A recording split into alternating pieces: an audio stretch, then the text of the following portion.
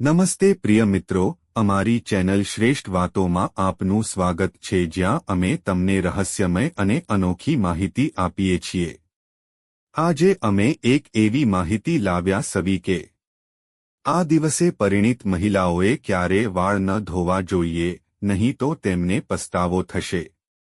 પ્રિય મિત્ર, આજે આપણે એ પણ શીખીશું કે પરિણીત મહિલાઓ વાળ ધોયા વિના ઉપવાસ કેવી રીતે કરી શકે છે અથવા કોઈપણ પૂજા કે શુભ કાર્યમાં ભાગ લઈ શકે છે। આપણે સ્ત્રીઓ દ્વારા કરવામાં આવતી કેટલીક ભૂલો વિશે પણ શીખીશું જે ઘરમાં વિનાશ લાવી શકે છે। મિત્રો, હિન્દુ ધાર્મિક ગ્રંથો ઘણી પરંપરાઓ અને રિવાજોને વિશેષ મહત્વ આપે છે। લગ્ન અને અંતિમ સંસ્કાર ઉપરાંત ભારતીય હિન્દુ સમાજમાં આવી ઘણી પરંપરાઓ હજુ પણ અસ્તિત્વમાં છે।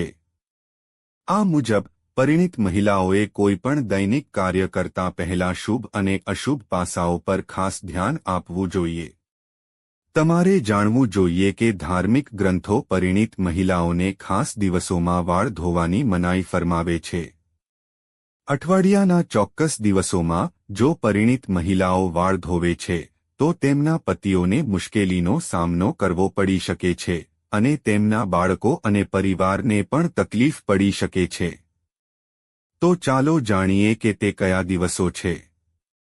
પરંતુ પ્રિય મિત્રો, વિડિયોમાં આગળ વધતા પહેલા મારી તમને એક નાની વિનંતી છે કે વિડિયોને અંત સુધી જુઓ।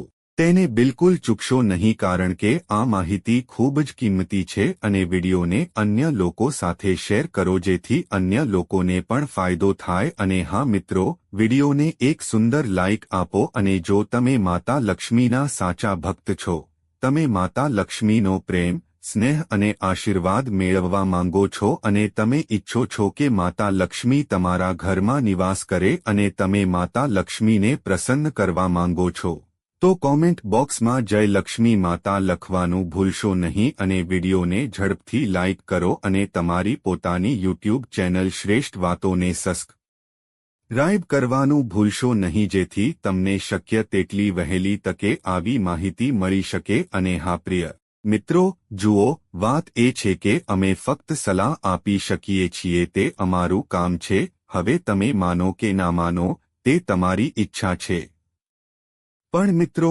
હું એક વાત ચોક્કસ કહીશ કે જો તમે માનો છો તો તમારી નૈયા પાર થઈ જશે। આ વિડિયોને અંત સુધી જોયા પછી તમારે કોઈપણ પ્રકારની સમસ્યાનો સામનો કરવો પડશે નહીં। બાકી તમારી ઈચ્છા છે, તમે પોતે ખૂબ સમજદાર છો। તો પ્રિય મિત્રો, ચાલો આપણે વધુ વિલંબ કર્યા વિના આ વિડિયોને શરૂ કરીએ। નંબર 1, બુધવાર છે। ખાસ કરીને બુધવારે અપરિણીત છોકરીઓએ વાળ ન ધોવા જોઈએ। જો કોઈ અપરિણીત છોકરી બુધવારે વાળ ધોવે છે તો તેના ભાઈ પર એક મોટી આફત આવી શકે છે જેની તમે કલ્પના પણ નહીં કરી શકો। તેથી શક્ય હોય ત્યાં સુધી અપરિણીત છોકરીઓએ બુધવારે વાળ ન ધોવા જોઈએ। નંબર 2, ગુરુવારે જો કોઈ હોય તો જો કોઈ પરિણીત સ્ત્રી ગુરુવારે વાળ ધોવે છે તો તેના પતિનું આયુષ્ય ઘટે છે। પરિણીત સ્ત્રીઓએ ગુરુવારે ભૂલથી પણ વાળ ન ધોવા જોઈએ અને પુરુષોએ ગુરુવારે નખ કે વાળ કાપવા જોઈએ નહીં। આવી સ્થિતિમાં તમારે ગુરુવારે ઘર સાફ ન કરવું જોઈએ અને ગુરુવારે કપડાં પણ ન ધોવા જોઈએ। જો તમે આવું કરો છો તો તમારા પરિવાર પર મોટી આફત આવે છે। નંબર 3, સોમવાર જો કોઈ પરિણીત સ્ત્રી સોમવારે વાળ ધોવે છે તો તેની પુત્રીઓ અને પુત્રો માટે મોટા સંકટની શક્યતા છે। પરિવારને મોટી આર્થિક કટોકટીનો સામનો કરવો પડી શકે છે। આવી સ્થિતિમાં પરિણીત સ્ત્રીઓએ સોમવારે પણ ક્યારેય વાળ ન ધોવા જોઈએ। પરિવારને સંકટથી બચાવવા માટે સ્ત્રીઓએ આ નિયમોનું પાલન કરવું જોઈએ। ચાલો હવે જાણીએ કે સ્ત્રીઓએ કયા દિવસે વાળ ધોવા જોઈએ। નંબર 4, સ્ત્રીઓએ શુક્રવારે વાળ ધોવા જોઈએ। આનાથી ઘરમાં આશીર્વાદ આવે છે અને તમારા ઘરમાં સુખ અને સમૃદ્ધિ વધે છે। શુક્રવારે વાળ ધોતી પરિણીત સ્ત્રીઓના પતિ જલ્દી જ ધનવાન બને છે। મિત્રો, જો કોઈ કારણોસર તમે તમારા વાળ ધોઈ શકતા નથી અને આવી સ્થિતિમાં તમારે કોઈપણ શુભ કાર્યમાં ભાગ લેવો જોઈએ નહીં. અથવા જો તમારે કોઈ પૂજામાં ભાગ લેવો હોય કે ઉપવાસ કરવો હોય તો તમે તમારા વાળ ધોયા વિના પણ ભાગ લઈ શકો છો. પરિણીત સ્ત્રીઓએ ફક્ત તેમના વાળ કાપવામાં સિંદૂર લગાવવું જોઈએ.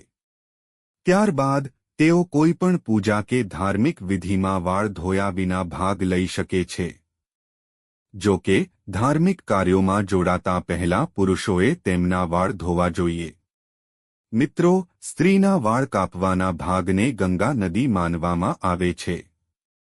શાસ્ત્રોમાં તેને અત્યંત પવિત્ર માનવામાં આવે છે અને આવા પરિણીત યુગલોને હંમેશા માતા દેવીના આશીર્વાદ પ્રાપ્ત થાય છે.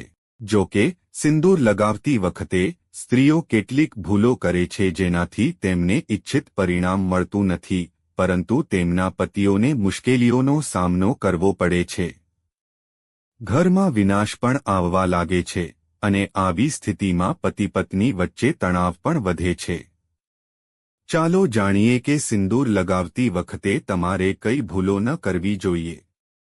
નંબર 5. કેટલીક સ્ત્રીઓ સિંદૂર લગાવવામાં ખૂબ જ શરમ અનુભવે છે અને તેઓ તેમના વાળ કાપવામાં સિંદૂર છુપાવે છે. જો કે જે સ્ત્રીઓ તેમના વિદાયમાં સિંદૂર છુપાવે છે અથવા થોડું સિંદૂર લગાવે છે તેમના પતિઓને સમાજમાં માન મળતું નથી. નંબર 6. જે સ્ત્રીઓ લાંબા સમય સુધી સિંદૂર લગાવે છે તેમના પતિઓને સમાજમાં ખૂબ માનસન્માન મળે છે અને તેમના પરિવારો હંમેશા સિંદૂરથી ભરેલા રહે છે. પતિનું સન્માન થાય છે અને તેનો પતિ પોતાના લક્ષ્યો પ્રાપ્ત કરવામાં સફળ થાય છે. તેવી જ રીતે કેટલીક બીજી બાબતો પણ છે જે પરિણીત સ્ત્રીએ ધ્યાનમાં રાખવી જોઈએ. મિત્રો, હંમેશા એ વાત ધ્યાનમાં રાખવી જોઈએ કે સ્ત્રી જ ઘરની રક્ષા કરે છે અને તેની પ્રગતિનો માર્ગ મોકળો કરે છે, પરંતુ કેટલાક કાર્યો એવા છે જે સ્ત્રીઓએ ભૂલથી પણ ન કરવા જોઈએ, નહીં તો દેવી લક્ષ્મી તેમના ઘર છોડીને જાય છે. નંબર 7. જો સ્ત્રીઓ પોતે ઘર સાફ કરતી હોય તો આ કાર્ય હંમેશા સૂર્યોદય પહેલા કરવું જોઈએ. સૂર્યોદય પછી ઘરની સફાઈ ઘરમાં ગરીબી લાવે છે. નંબર 8. સૂર્યોદય પછી વાળ કાંસકો કરવાથી વાસ્તુ દોષો વધે છે. સાંજે વાળ કાંસકો કરવાનું ટાળો, આ દેવી લક્ષ્મીને ગુસ્સે કરી શકે છે. નંબર 9. સ્ત્રીઓએ સ્નાન કર્યા પછી જ રસોડામાં પ્રવેશ કરવો જોઈએ. સ્નાન કરતા પહેલા રસોડામાં પ્રવેશ ન કરવો જોઈએ.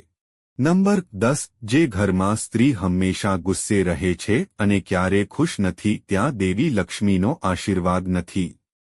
એવું કહેવાય છે કે ઘરની સ્ત્રીઓએ ક્યારેય ઝાડુ મારવું જોઈએ નહીં.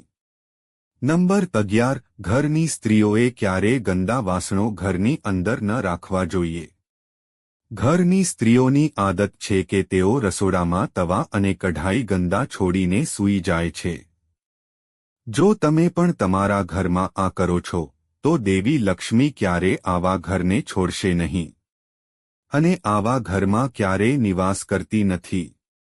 તે ગરીબી અને દુઃખનું કારણ બને છે. 7. ક્યારે કોઈને તમારું સિંદૂર બોક્સ ન આપો. પરિણીત મહિલાઓએ ક્યારે પોતાનું સિંદૂર બોક્સ ન આપવું જોઈએ જેમાં તમે સિંદૂર રાખો છો, એટલે કે તમારી રેતીની રાની.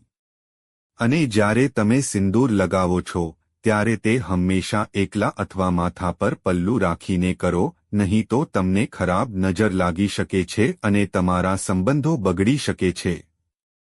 પરિણીત મહિલાઓએ પોતાની બંગડીઓ અને પાવડી કોઈની સાથે શેર ન કરવી જોઈએ અને ખાસ કરીને ભૂલથી પણ કોઈને તમારી અંગૂઠીની વીંટી આપવાની ભૂલ ન કરવી જોઈએ. આવું કરવું ખૂબ જ અશુભ માનવામાં આવે છે. તેવી જ રીતે તમારે ક્યારે તમારા કપાળ પરની બિંદી કોઈને ન આપવી જોઈએ. પરિણીત મહિલાઓએ આ ભૂલ ન કરવી જોઈએ. જો તમે તમારી અંગૂઠીની વીંટી, પાવડી કે બિંદી કોઈને આપો છો તો તે તમારા પતિ માટે મુશ્કેલી લાવે છે. પ્રિય મિત્રો, તમને આ વિડિયો કેવો લાગ્યો અમને કોમેન્ટમાં જણાવો.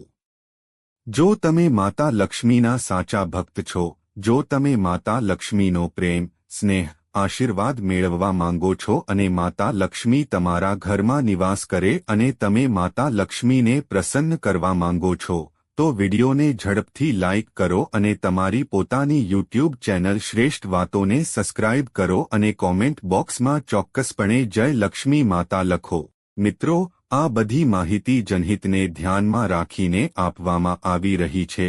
તમારી શ્રદ્ધા અને માન્યતા પર જ્યોતિષ અને ધર્મના ઉપાયો અને સલાહ અજમાવો. વિડિયોનો હેતુ ફક્ત તમને વધુ સારી સલાહ આપવાનો છે. અમે આ સંદર્ભમાં કોઈપણ પ્રકારનો દાવો કરતા નથી. મિત્રો, જો તમને વિડિયો ગમ્યો હોય તો ચોક્કસ લાઇક અને સબસ્ક્રાઇબ કરો. આભાર. જય શ્રી કૃષ્ણ.